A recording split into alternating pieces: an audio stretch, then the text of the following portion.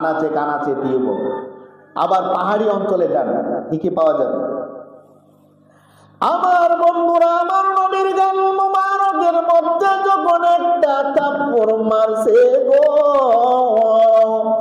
আমার নবী কিছু বলেন নাই, ডাক দিয়ে বললেন, ও বাগানের মালিক, ও বালতির মালিক, আমি আপনার কূপ থেকে ওই বালতিটা তুলে দিব। এই কথা বলার সাথে সাথে আমার নবীর হাত মুবারক ওই কূপের মধ্যে দিলেন। কূপের পানিটা আস্তে আস্তে বাইরা বালতিটা আমার দয়াল নবীজির হাতের মধ্যে চলে আসলে। সুবহানাল্লাহ বলেন। আমার নবীর হাতের মধ্যে বালতিটা চলে আসলো। ডাক দিয়ে বললেন, নেন আপনার বালতি,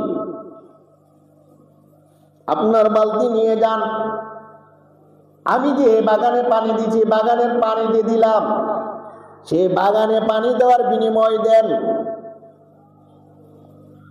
কোন কোন কিতাবে আছে রে বন্ধু 3 বালতি দিয়েছে, আবার কোন কোন বাগান কিতাবে আছে 7 বালতি পানি দিয়েছিল, তার বিনিময় 3টা করে খেজুর দিবে। ওই খেজুর গুলা দিয়ে দিলেন, আর বালতি দিয়ে আসলেন। চলে আসলেন মা ফাতেমার বাড়িতে। আয়েশা দেখলেন ইমাম হাসান হুসাইন কাঁদতেছে খাবারের জন্য। নানাকে দেখে খুশি হয়ে গেলেন। আমাদেরকে তো বলছে নানা ধৈর্য ধারণ করার জন্য, আমি খাবার নিয়ে আসছি। আমার নানা তো কোনোদিন মিথ্যা কথা বলে নাই। আমার নানা এমন একজন নানা, আমার নানার জীবনে কোনোদিন মিথ্যা কথা বলে নাই। এই কথা বলার সাথে সাথে 2 ভাই খুশি হয়ে গেছে। নানা আসতেছে, নানা আসতেছে, আমাদের জন্য খাবার নেই। ওই ঘরের মধ্যে প্রবেশ করলেন। ইমাম হাসান এবং হুসাইনকে খেজুর গুলা দিলেন, তারা খাইতাছে খাইতাছে খাইতাছে। আর ওই বাগানের মালিক দেখেন, ওই বাগানের মালিক তিনি কি করলেন, আমি বালতি, আমার বালতিটা কূপের মধ্যে ফালাই দিলাম, ফালাই দিল, আমি তারে মারলাম। সে এই মারের কোনো প্রতিবাদও করলো নাই, বরঞ্চ আবার সে বালতিটা তুলে দিল, আমাকে কিছু বলে নাই, বলে নাই। মনে হয় সে সাধারণ মানুষ নয়, সে মনে হয়তো রহমাতুল আলামিন। এই কথা বলার সাথে সাথে ওই বাগানের মালিক কি করলেন জানেননি, একটা দা হাতে নিয়ে আয়, বাম হাতে নিয়ে যে হাত দিয়ে আমার নবীকে থাপ্পড় মেরেছিল ওই হাতটা কেটে ফেললেন, একটা কোপ দিলেন, এই হাতটা 2 খণ্ড হয়ে গেল। ওই লোকটা অজ্ঞান হয়ে গেল। অজ্ঞান হওয়ার বলে যখন জ্ঞান ফিরে আসলো, জ্ঞান ফিরে আসার বলে ওই যে হাতটা কেটে ফেললো, ওই হাতের অংশটাই বাম হাত ধরিয়ে রক্ত মাখা শরীর নিয়ে আমার দয়াল নবীজির দরবারে হাজির হইয়া চিৎকার করে বলতেছেন, ও মুহাম্মদ, ও মুহাম্মদ, তুমি ঘরে আসুনি, ঘরে আসুনি। এইভাবে চিৎকার আরম্ভ করলেন রে বাবা, ভাই ভাই। শেষ পর্যায়ে আমার নবী ডাক দিয়ে বললেন, ও ফাতেমা, দেখো দেখো দেখো বাহিরে কে আমারে ডাকতেছে, কে ডাকতেছে, কে ডাকতেছে। এই কথা বলার সাথে সাথে ফাতেমা দরজার আড়াল থেকে দেখলেন একজন লোক রক্ত মাখা এক হাতে আরেক হাত ধইরা আপনাকে আব্বা ডাকতেছে, আপনাকে ডাকতেছে। তার এক হাত কাটা, তার এক হাত কাটা, শরীরের মধ্যে রক্ত, তেমন একটা চেহারা ভালো নয়, মহিলা চেহারার মধ্যে। এইভাবে ডাকতেছে। আমার নবী রাহমাতুল আলামিন নবীজি বাইর হইলেন। বাইর হইয়া দেখলেন ওই বাগানের মালিক নবী নবী করে আর কত কাল আমি কাঁদব, বলে নবী নবী করে আর কত কাল আমি কাঁদব। আপন নয়নে কবে জানি, আপন নয়নে কবে জানি নবীকে আমি দেখব, নবী নবী করে আর কত কাল আমি কাঁদব, নবী নবী করে আর কত কাল আমি কাঁদব। ও বন্ধুরে বন্ধু, নবী বাইর হওয়ার বলে ডাক দিয়ে বললেন, মুহাম্মদ, ও মুহাম্মদ, আমি তোমারে তাপ্পুর দিলাম, তুমি প্রতিবাদ করলাই নাই, বরঞ্চ তুমি আবার বালতিটা কূপের থেকে তুলিলা আমার হাতে দিয়ে দিলাই। ও মুহাম্মদ, তুমি যখন চলে আসলাই তখন আমি চিন্তা করলাম তুমি সাধারণ মানুষ নয়, যার শরীরের মধ্যে মশা বসে নাই, আমি সেই শরীরের মধ্যে গালের মধ্যে আমি থাপ্পড় মারলাম, আমি সাথে সাথে আমার হাতটা কেটে ফেললাম, এখন আমি তোমার কাছে নিয়ে আসলাম। এই জন্য তুমি যদি সত্যিকার নবী হও তাহলে আমার মনে হয় তুমি হাতটারে জোড়া লাগাইতে পারবা, আর যদি সত্যিকার নবী না হও তাহলে তো তুমি হাত জোড়া লাগাইতে পারবাই না।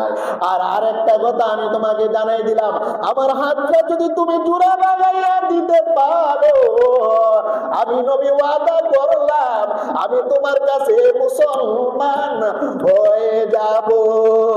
এই কথা বলার সাথে সাথে আমার নবী ডাক দিয়ে বললেন, ও বাগানের মালিক কাফির, তুমি কি সত্যি বলতেছো?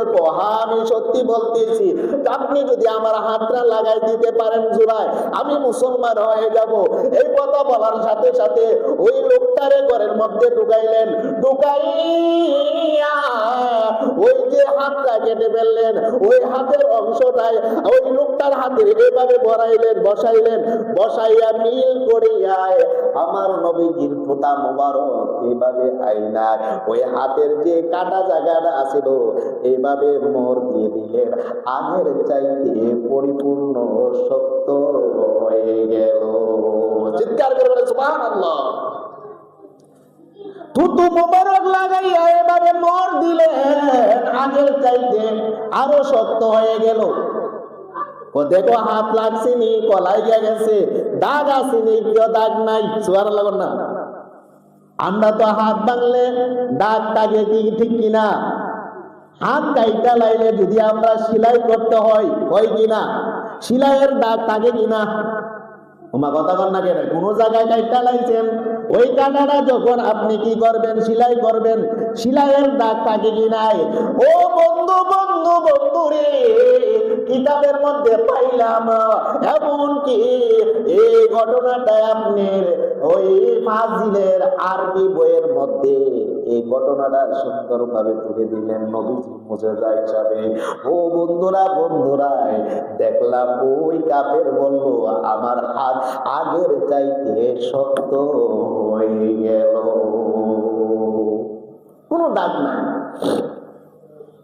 লোকটা কি হয়ে গেল? মুসলমান হয়ে গেল। নবীর আদর্শ দেখছেন? তার গায়ের মধ্যে থাপ্পড়, আমার নবীজির গাল মোবারকের মধ্যে থাপ্পড় মারলো, নবীজি প্রতিবাদ করেন নাই, বরঞ্চ বলছেন এটা আমার অন্যায়, কারণ তার জিনিস আমি নষ্ট করেছি। আল্লাহু আকবার বলে, তার জিনিস আমি নষ্ট করেছি, বালতি নিচে পড়ে গেছে, তার রাগ হইতেই পারে, রাগ উঠতে পারে, আমাকে গালি দিছে, আমি বালতি আমি কি করলাম? উঠাইয়া দিলাম। সুবহানাল্লাহ বলেন না? উঠাইয়া দিলাম। শুধু তাই নয়, বালতি কেন, হাজার হাজার নিচে আবু জেহেল পড়ে গেছিল। দুনিয়ার যত রশি আছে সব রশি দিয়ে দিল, আবু জাহেল আর রশির মধ্যে উঠতে পারে না, ধরতে পারে না। এইভাবে রশি দিয়ে আদাত ফাল লাই, রশি লাগাল পায় না, ফাল দিয়ে রশি লাগাল পায় না, আরো বাড়াইয়া দিই, যত বাড়াই ততই আদাত বাকি থাকে। আল্লাহু আকবার বলেন না? যত দাঁত দিয়ে ততই কি আদাত বাকি থাকে, ফাল লাই, লাভ হয় না। ডাক দিয়ে নিচ থেকে কয়ে দুনিয়ার রশি যদি আরো না দেও কোনো কাম হবে না, আমার বাতিজার আগে নিয়ে আও। আল্লাহু আকবার বলেন না? তারই বিশ্বাস ছিল যে বাতিজা পারবে। বাতিজা কেটা? মুহাম্মাদুর রাসূলুল্লাহ সাল্লাল্লাহু আলাইহি ওয়াসাল্লাম। তার বিশ্বাস ছিল যে নবী যে একজন তারও এটা বিশ্বাস ছিল, কিন্তু বিশ্বাস থাকলে কি দিব, নবীর কাছে কি করেন নাই, কালেমা পড়েন না। ডাক দিয়ে বললেন, ও বন্ধুরা বন্ধুরা, আমার ভাতিজারে নিয়ে আসো, কিয়ামত পর্যন্ত দড়ি বালাইতে পারো, আমি এই দড়ি লাঙল বাইতাম নাই, আমার ভাতিজারে নিয়ে আসো রে, আমার ভাতিজা আমারে তুলতে পারবো, আর দুনিয়ার কোনো মানুষ আমারে তুলতে পারবে নাই। রশি হাজার হাজার রশি ওই নিচের মধ্যে দিলে আমি এই রশি লাঙল বাইব নাই। আমার নবীকে খবর দিলেন রে বন্ধুরা, খবর দেওয়ার সাথে সাথে আমার নবী হাজির হয়ে গেলেন। হাজির হওয়ার বলে ডাক দিয়ে বললেন, মুহাম্মদ, ও মুহাম্মদ, আমি ওয়াদা করলাম তুমি যদি আমার নিচের থেকে উঠাইয়া দিতে পারো আমি তোমার হাতে কালমা পড়বো। এই কথা বললাম।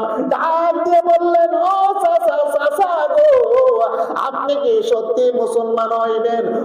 আমি সত্যি মুসলমান হইব, আমারে তুমি নিচ থেকে উঠাইয়া দেখো। এই কথা বলার সাথে সাথে ভাতিজার প্রতি তো তা চাচার একটা দরদ থাকে, থাকে কি থাকে না? তোমার কথা বল না কেন? থাকে না নি? ভাতিজারও থাকে, চাচারও থাকে। ডাক দিয়ে বললেন, চাচা ও চাচা, আমার হাত ধরেন। আমার নবীজির এইভাবে ওই গর্তের মধ্যে হাত দিলেন। হাত দেওয়ার সাথে সাথে আবু জাহেল হাতে ধরে এভাবে কান্দা উপরে তুলে ফেললেন। সুবহানাল্লাহ। এরপরে আবু জাহেল ডাক দিয়া বললেন, মুহাম্মদ মুহাম্মদ, দুনিয়ার এত রশি দিছে, কোন রশিরে আমি লাগল পাই নাই, লাগল পাই নাই। তুই হাত দিতে না দিতে তোর হাতে আমি লাগল পাইছি, টানছো ছুটাইয়া দিয়েছ। তোর মতো জাদুঘর পৃথিবীর মধ্যে আর কেউ হতে পারে না। তোর ধর্ম আমি গ্রহণ করবো না। তুই এক নাম্বার জাদুঘর, নাউজুবিল্লাহ জুড়ে কইতেন না। জাদুঘর কি? জাদুঘর আমার নবী জাদুঘর। কত অস্বীকার করছে, আর কত ঘটনা আছে। শুধু আবু জাহেলের আমার নবী দেখাইছে। এক ডেক্সির মধ্যে গীতা লয়ে গেছে, এক গুলসাপ হয়ে গেছে, মানুষ গুলসাপ হয়ে গেছিল, বুঝছেন? এটা একটা আর একটা কাহিনী। মানুষ গুলসাপ হয়ে গেছিল, তার বাড়ির পাশ দিয়া যাচ্ছিল, তখন ওই গুলসাপকে মারার জন্য সে আগে গেল। গুলসাপের জবাব উঠে গেল, আমি গুলসাপ না, আমি মানুষ। ও কি হয়েছে তোর? আমি এই কারণে, আমি তাওরাত কিতাবের মধ্যে মুহাম্মদের নাম ছিল, ওই মুহাম্মদের নামগুলো আমি কেটে দিয়েছিলাম, কেটে দেওয়ার ফলে আমি গুলসাপ হয়ে গেছি। এখন মুহাম্মদ এই পৃথিবীতে জন্মগ্রহণ করছে, ওনার কাছে আমি মাপ চাওয়ার জন্য যাইতেছি। তখন আবু জাহেল ভাই এখন একটা সুযোগ পাইছি, এই গুলসাপ দ্বারা আমরা কি করব, একটা ডেস্কের মধ্যে ঢুকাইয়া নিয়ে মুহাম্মদের কাছে নিব, মুহাম্মদকে পরীক্ষা করব। মুহাম্মদ যদি এটা বলতে পারে তাহলে মনে করব সত্যি সে মুসলমান, সে সত্যিকারে কি নবী। এই কথা বলিয়াই আমার নবীর কাছে হাজির দিলেন। ওই ডেস্কের মধ্যে ওই গুলসাপটারে নিয়ে হাজির করাইয়া ডাক দেয়া বললেন, মুহাম্মদ, তুমি যদি বলতে পারো এই গুলসাপটার মধ্যে কি আছে আর এই ডেস্কের মধ্যে কি আছে, তুমি যদি বলতে পারো আমি আবু জাহেল কি করবো তোমার কাছে, তোমার চাচা মুসলমান হব। এই কথা বলার পরে বললেন, সত্যি? হ্যাঁ সত্যি। সত্যি যদি হয়, আমি না বলি, এটার ভিতরে যে আছে সে যদি বলে তাহলে? এটা বললে তো আরো ভালো, ওটা বললে তো আরো ভালো। তো তা আমি আর সন্দেহ নাই, কারণ গুলসাহেব তার কথা বলতে পারতো না। আর গুলসাহেব কিন্তু আল্লাহর কাছে ওয়াদা বেড়েছে, আল্লাহ তুমি মুহাম্মদ সাল্লাল্লাহু আলাইহি সাল্লামের সামনে যখন আমারে দিবাই, আমার জবানটা খুলে দিই। আল্লাহ বলেছিলেন, যা আমি জবান খুলে দেব। তখন ডেস্কের ভিতর থেকে তার জীবন কাহিনী শুরু করে দিল। চাচা শুনছিলি, তুই তো বড় জাদুঘর, তুই এত বড় জাদুঘর, ডেগের ভিতরে কিটা আছে হে বেটাও যদি তোর কথা কইয়া দিতে পারে, তুই তো সাধারণ আর মানুষ না, তুই এক নাম্বার জাদুঘর, তোর ধর্ম আমি গ্রহণ করব না। নাউজুবিল্লাহ কর না, তুই যাবি। আমার বন্ধুরা, এইভাবে আবু জাহেলের আরো আরো আরো অনেক নবীকে মারার জন্য গিয়েছিল। নবী খোলা জমিনে ঘুমাইছে, নবীরে মারার জন্য গেছিলেন।